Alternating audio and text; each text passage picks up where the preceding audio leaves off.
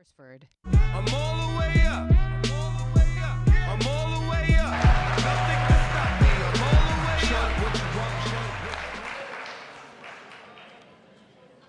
This community is important to me.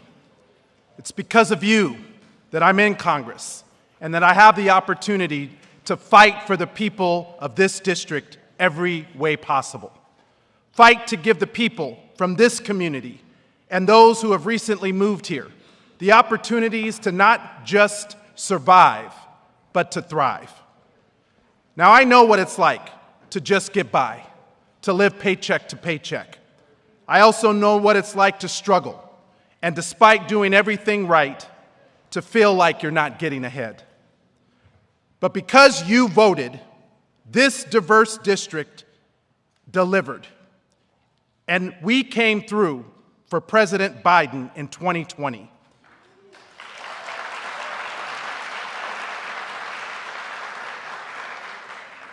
We delivered with large margins, giving him Nevada, earning him Nevada, and its 6 electoral votes.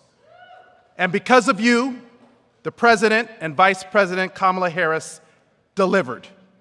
It's because of you that we got COVID relief, infrastructure, the Inflation Reduction Act, capped the cost of insulin at $35 a month. It's because of you that we reduced child poverty by 50%.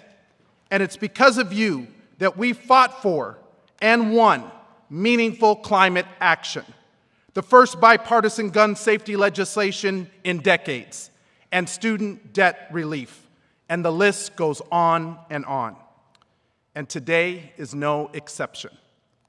Because of you, President Biden is here to share some more good news. Just this morning, the White House announced that our application that was developed and submitted by our community was selected for $50 million in funding for Marble Manor.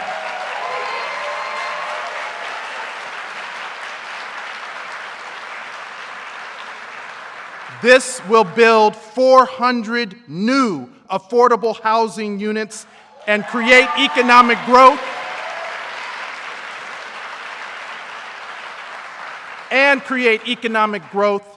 in a neighborhood in a historic part of West Side, a block away from where I grew up, and a neighborhood that has often felt overlooked for too long.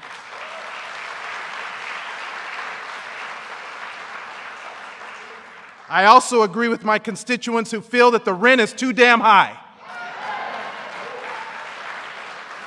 And so does President Biden. We understand that corporate landlords are rigging the system against us, and it's because of you that we will make meaningful reforms to make housing affordable for all of us.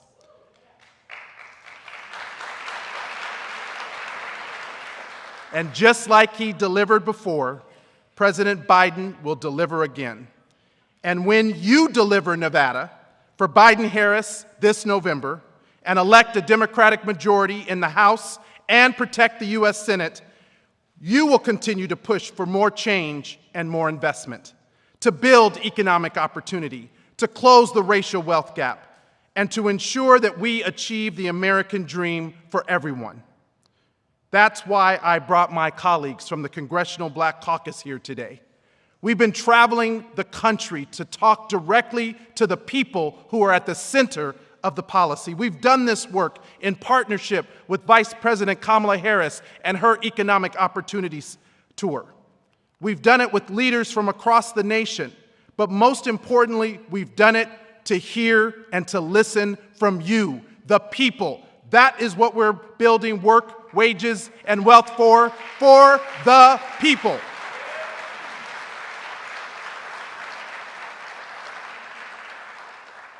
Now, democracy is a team sport, and it will take all of us, including you. Together, we can protect the progress that we've made and build on it. Together, we can build an economy that works for everyone. And together, we can protect our freedoms, our rights, and our opportunities for generations to come. Ladies and gentlemen, it is indeed my honor. Please join me in welcoming our President of the United States, Joe Biden. Your love lifted me higher than I've ever been lifted before. So keep it up. Hello, hello, hello.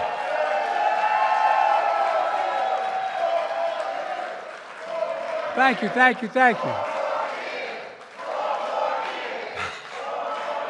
Thank you, Stephen, for hosting this summit.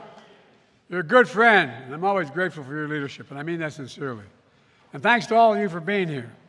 You're part of an economy that I've always believed in, and we're finally building. The days of failed trickle-down economics are over. We're building an economy from the middle out and the bottom up, so that when that happens, the middle class does well, the poor have a shot, and the wealthy still do very well. We're also providing and proving that Wall Street didn't build America.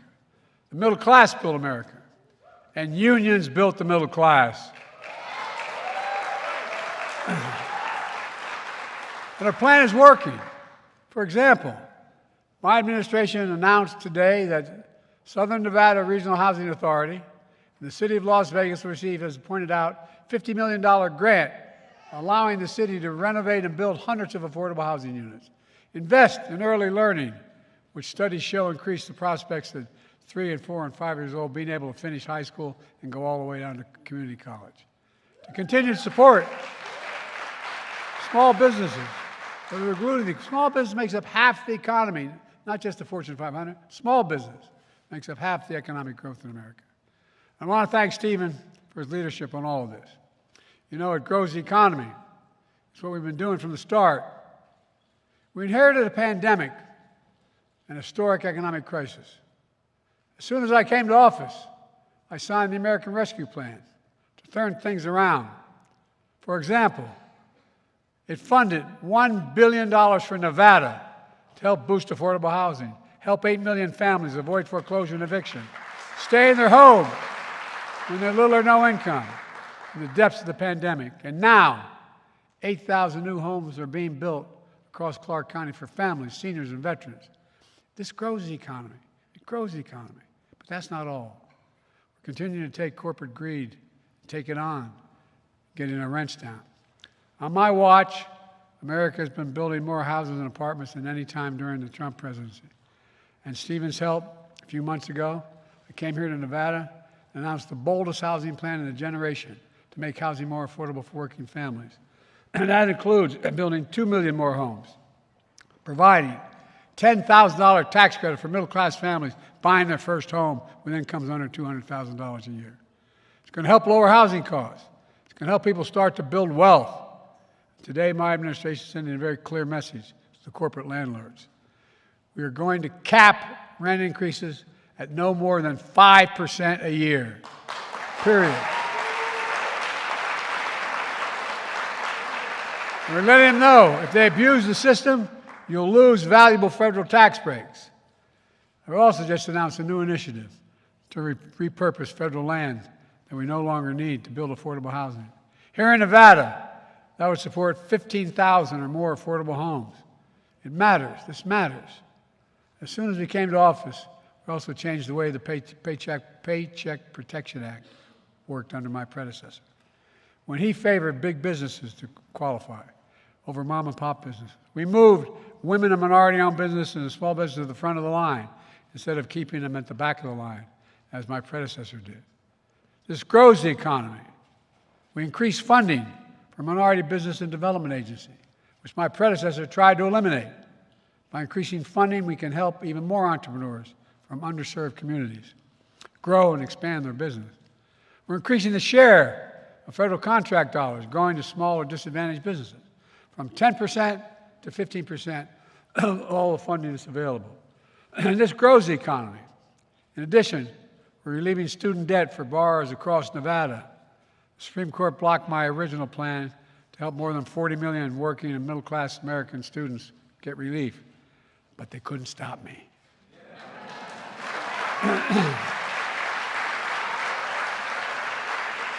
For example, I took the existing loan forgiveness program for public servants, teachers, nurses, firefighters, police, etc., and made it work, which says that if you work for 10 years in those professions and you paid what you owed for your student loan, at the end of 10 years, it's wiped out. This is good for the economy because it helps folks who are doing the right thing and finally be able to start businesses, start families, start homes, build generational. I don't know how many letters I've gotten from into the White House. Dear Mr. President, my student debt hung over me like a lead balloon. It kept me from being able to get married. It kept us from being able to have a child. I wasn't able to even begin to buy a home. And this has all changed. People just want a shot. But take a close look at what Trump and the MAGA Republicans are proposing in Trump's Project 2025.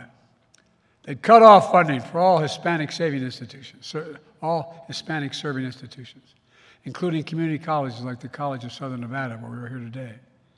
They would repeal my bipartisan infrastructure law that's already invested $3.7 billion for Nevada right here in this state, like America's first high-speed rail line. That's going to take you from Las Vegas to Los Angeles in 2 hours, create over 30,000 jobs, and guess what? Save billions of tons because of pollution.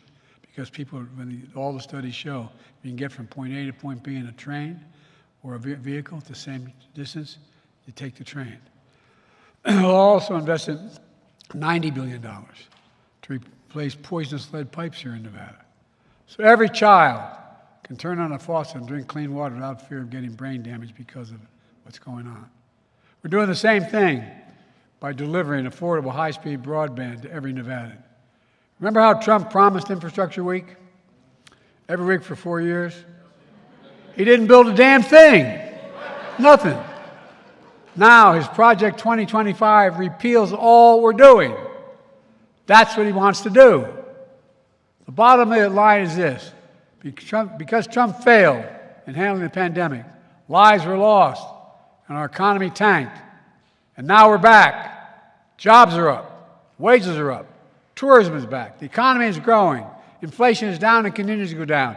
And 16 Nobel laureates last week put out a paper saying that America's economy is going to grow under me and inflation will continue to go down. But they say under Trump's plan, these same economists say we'll fall into recession and inflation will be badly damage hardworking Americans. In fact, Trump's calling for a 10% tariff on everything imported to America, including basic necessities like fruits, vegetables, coffee, and more. The economists tell us his plan would cost working families a new tax of $2,500 a year. We can't let that happen. And by the way, these aren't liberal economists. These are Wall Street Journal economists. These are economists from the major institutions in America. We have to do more. That's why I'm determined to finish this job. Look, let me tell you my 100-day agenda, and I'm not going to keep it real long. We're going to make sure you own more and you owe less. That means we're going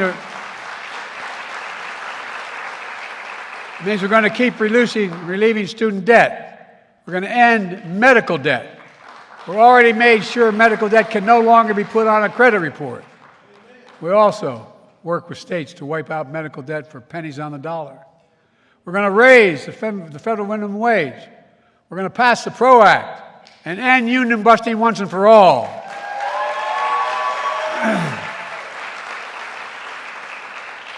As was mentioned, we capped the cost of insulin for seniors at $35 a month.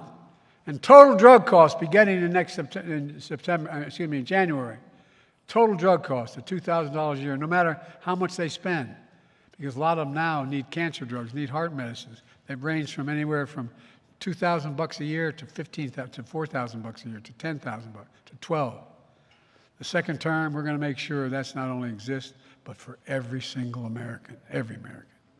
Folks, and it's not going to cost the government money. It saves the government money. By the way, these reforms save the lives of taxpayers, but they also save the government, just as we've done so far, $160 billion. Savings. And people don't focus on it, but here's the deal.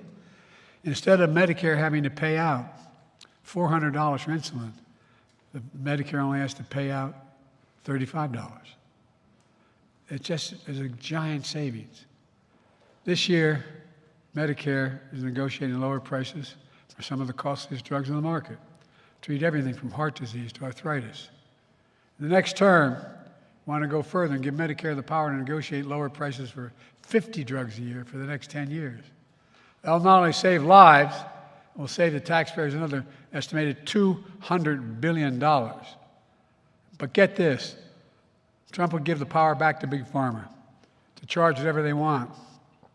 He also wants to terminate, I love his phrasing, terminate the Affordable Care Act, which means the average family would pay $13,000 more a year for health care because guess what? They can't get coverage if they don't have the Affordable Care Act because they may have a pre-existing condition. That means 3 million black Americans, 4 million Latinos, 1 million Asian Americans will be robbed of their health care coverage. Look, I'm taking the most significant action ever on climate. That includes bringing relief to millions of suffering from the biggest weather killer of all in America, extreme heat. I must tell you, this surprised me when I learned it about 8 months ago. If you add up hurricanes, tornadoes, earthquakes, everything, more people die from extreme heat than all those other natural events combined. And look what it costs. It costs money for people to have air conditioning. It costs money for people to have the ability to turn on what they need. Meanwhile, Trump says he doesn't believe climate change is real. Maybe you should step out here in Vegas. Well, it's 120 degrees in his bare feet. Look, we're going to end Trump's... I don't want to get going here. We're going to end Trump's tax cuts for the very wealthy and big corporations so they start paying their fair share. I kept my commitment so no one could say I was going after people with money. I kept my commitment that no one making less than $400,000 a year would pay a single penny more in federal taxes. There are 1,000 billionaires in America. Right now, you know what their average cost of how much they pay in federal taxes? 8.2%. 8.2%. I'm going to make sure billionaires have to pay a minimum of 25%, which isn't even the highest racket. No billionaire should pay a tax rate lower than a teacher, a firefighter, a nurse, someone working like a belt. You know what that one thing will do when we get it done? It'll generate $500 billion in revenues over the next 10 years. Allowing us to do more for child care, elder care, bring down the federal deficit, so much more. And by the way, what happens when people don't have to worry about what's going to happen to the child if they go to work? They have child care. The economy grows. It grows. It grows. I signed the American Rescue Plan into law in the months of coming to office. I put $1,400 checks into pockets, expanded child tax credit, sending $300 checks per child, per family, per month into the pockets to help them get through this pandemic. I cut child poverty in half for black families, Latinos, and Asian and tribal communities. Republicans let it expire. I want to reinstate and make the child care tax credit permanent. Permanent.